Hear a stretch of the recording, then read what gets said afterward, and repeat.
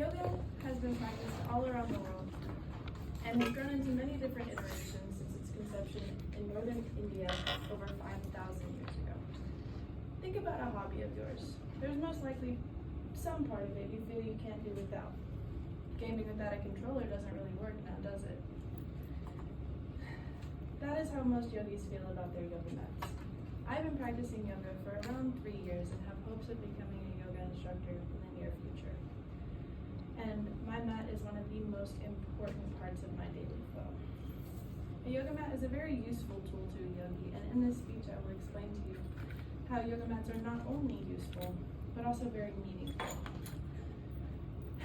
Yoga is essentially a spiritual discipline based off of an extremely subtle science that focuses on bringing harmony to the mind and body.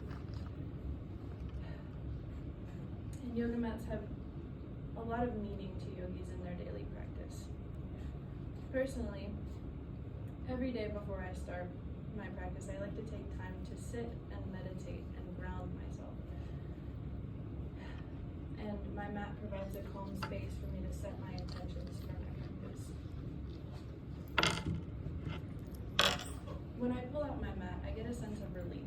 Many yogis would say the same, because my mat provides a shelter from the outside world and a home for my practice. A yoga mat is a metaphor. It represents a place where our minds can feel some relief from the stressful, chaotic, and hectic daily life. While it is possible, practicing yoga without a mat makes me feel like something is missing. And many yogis will grow an attachment to their favorite mats, and they feel that their practice isn't the same without it to put them in the right headspace.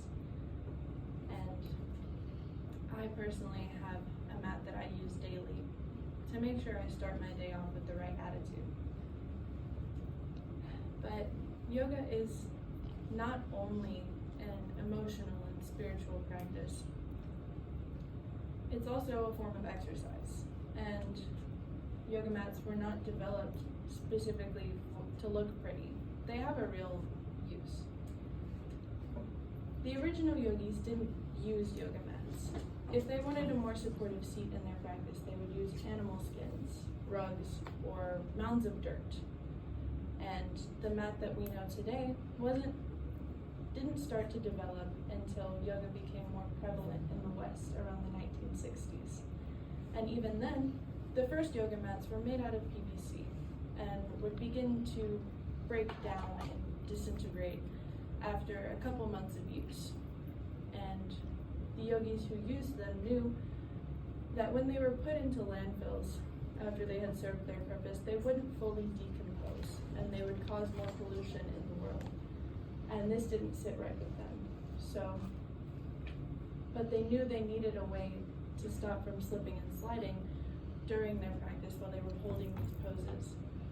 So the modern yoga mat was born, which is essentially a pad of foam to support the joints and stop any pain that could evolve from a yoga practice.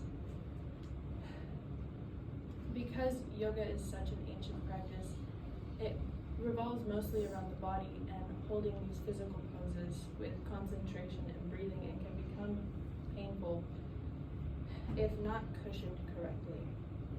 My mat has saved me a lot of joint pain, specifically in my ankles, knees, wrists, and elbows, because these are the joints that are most used in a yoga practice. But a yoga mat is a very important and meaningful part of a yoga practice. And in the spiritual and emotional practice of yoga, a mat provides not only a home, but a strong foundation for yogis. So next time you see a yoga mat, don't just discount it as a piece of foam. Remember the purpose behind it and how much it means to so many people around the world.